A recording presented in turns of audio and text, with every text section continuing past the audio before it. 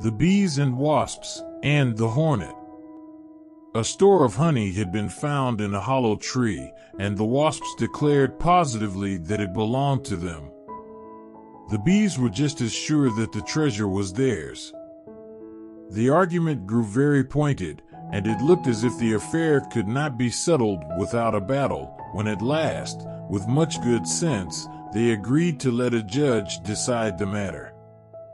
So they brought the case before the hornet, justice of the peace in that part of the woods.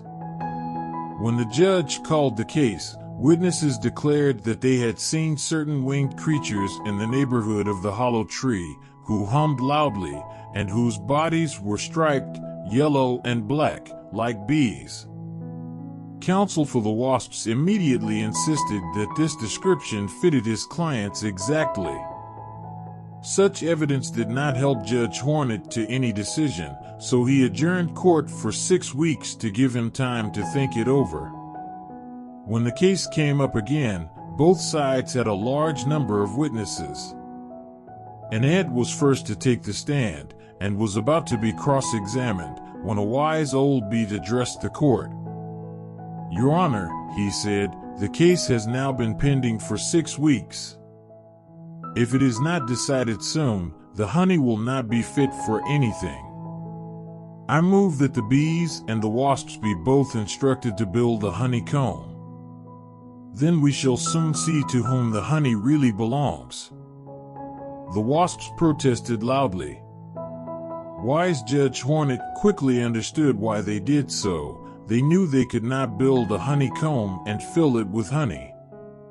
"It is clear," said the judge, "who made the comb and who could not have made it. The honey belongs to the bees."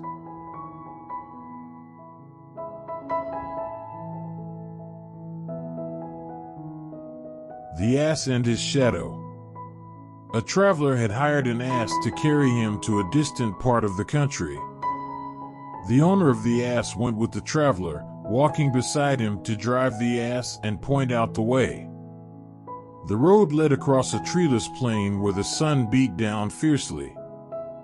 So intense did the heat become that the traveler at last decided to stop for a rest, and as there was no other shade to be found, the traveler sat down in the shadow of the ass. Now the heat had affected the driver as much as it had the traveler, and even more, for he had been walking. Wishing also to rest in the shade cast by the ass, he began to quarrel with the traveler, saying he had hired the ass and not the shadow it cast. The two soon came to blows, and while they were fighting, the ass took to its heels.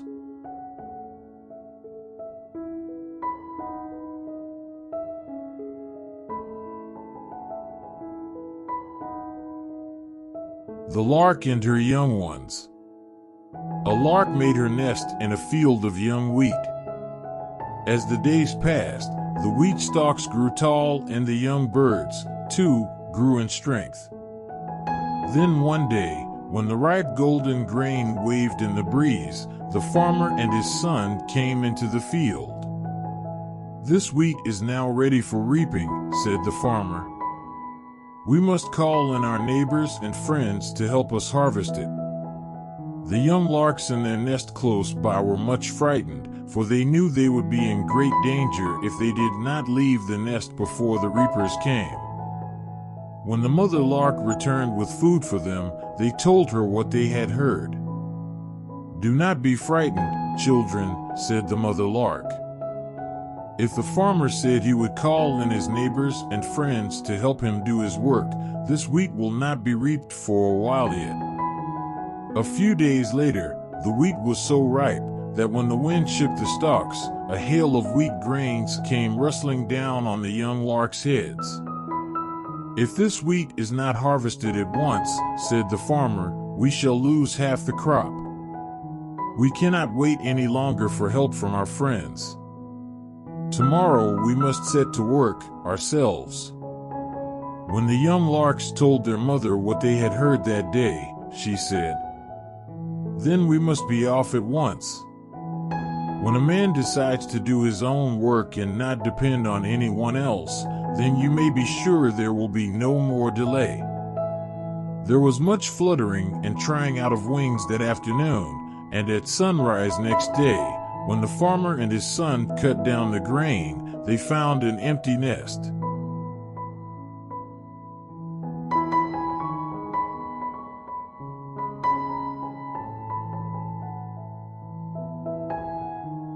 The Cat and the Old Rat. There was once a cat who was so watchful that a mouse hardly dared show the tip of his whiskers for fear of being eaten alive. That cat seemed to be everywhere at once with his claws all ready for a pounce. At last the mice kept so closely to their dens that the cat saw he would have to use his wits well to catch one. So one day he climbed up on a shelf and hung from it, head downward, as if he were dead, holding himself up by clinging to some ropes with one paw. When the mice peeped out and saw him in that position, they thought he had been hung up there in punishment for some misdeed. Very timidly at first they stuck out their heads and sniffed about carefully. But as nothing stirred, all trooped joyfully out to celebrate the death of the cat. Just then the cat let go his hold, and before the mice recovered from their surprise, he had made an end of 3 or 4. Now the mice kept more strictly at home than ever. But the cat, who was still hungry for mice, knew more tricks than one. Rolling himself in flour until he was covered completely, he lay down in the flour bin, with one eye open for the mice. Sure enough, the mice soon began to come out. To the cat it was almost as if he already had a plump young mouse under his claws, when an old rat, who had had much experience with cats and traps, and had even lost a part of his tail to pay for it, sat up at a safe distance from a hole in the wall where he lived. "Take care," he cried.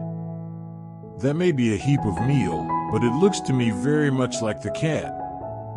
Whatever it is wisest to keep at a safe distance."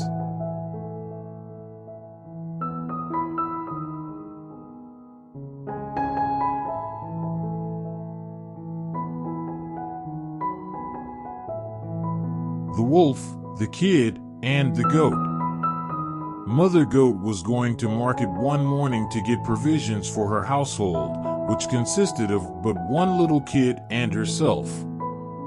"Take good care of the house, my son," she said to the kid as she carefully latched the door.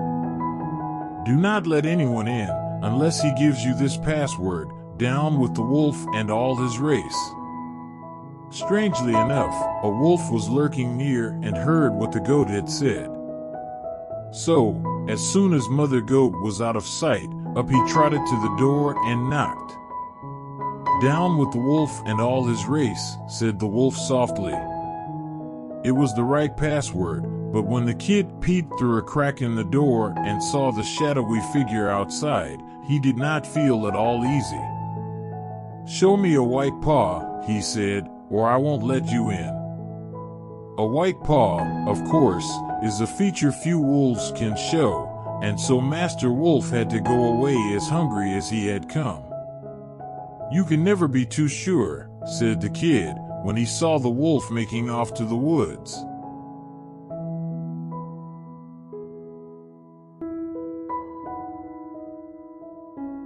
The Miller, His Son, and the Ass.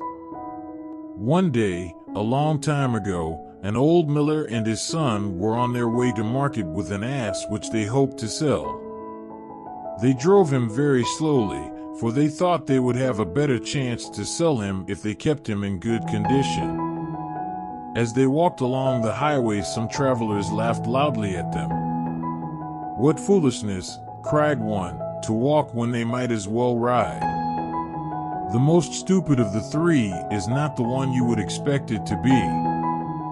The miller did not like to be laughed at, so he told his son to climb up and ride. They had gone a little farther along the road when 3 merchants passed by. "Oh ho, what have we here?" they cried. "Respect old age, young man. Get down, and let the old man ride. Though the miller was not tired, he made the boy get down and climbed up himself to ride, just to please the merchants. At the next turnstile, they overtook some women carrying market baskets loaded with vegetables and other things to sell. "Look at the old fool," exclaimed one of them, "perched on the ass, while that poor boy has to walk." The miller felt a bit vexed, but to be agreeable he told the boy to climb up behind him. They had no sooner started out again than a loud shout went up from another company of people on the road. "What a crime," cried one, "to load up a poor dumb beast like that.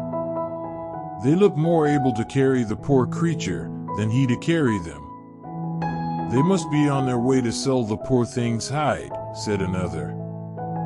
The miller and his son quickly scrambled down, and a short time later, the marketplace was thrown into an uproar as the two came along carrying the donkey slung from a pole. A great crowd of people ran out to get a closer look at the strange sight. The ass did not dislike being carried, but so many people came up to point at him and laugh and shout that he began to kick and bray, and then, just as they were crossing a bridge, the ropes that held him gave way, and down he tumbled into the river. The poor miller now set out sadly for home. By trying to please everybody, he had pleased nobody, and lost his ass besides.